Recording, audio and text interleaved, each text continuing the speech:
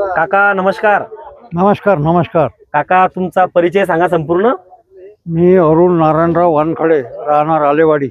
बर.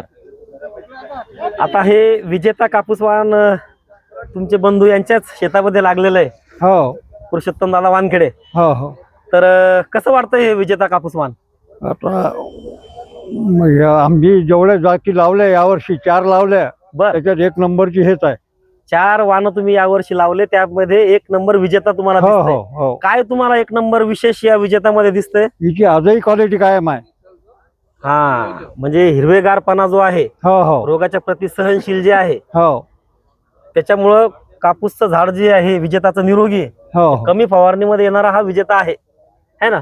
बाकी बोंडाची संख्या, बोंडाचा आकार कसा वाटतोय? हो चांगला आहे. चांगला आहे ना, हो, बाकीच्या जातीपेक्षा सगळ्यात चांगला आहे. है ना. वेचणीचा अनुभव कसा सांगितला तुम्हाला लेबरनी? वेचायला कसा आहे विजेता? हा, वेचायला एकदम है ना सॉफ्ट काका? आहे. मोकळा आहे ना. मोकळा आहे मोकळा हा, आहे. आणि सोबतच वजनही चांगलं आहे.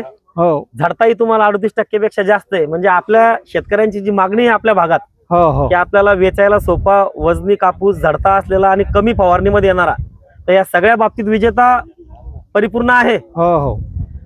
तर काका पुढच्या वर्षी मग किती एकर लावायची विजेता पराठी? आता या पुढच्या वर्षी आम्ही लावू 20 एकर.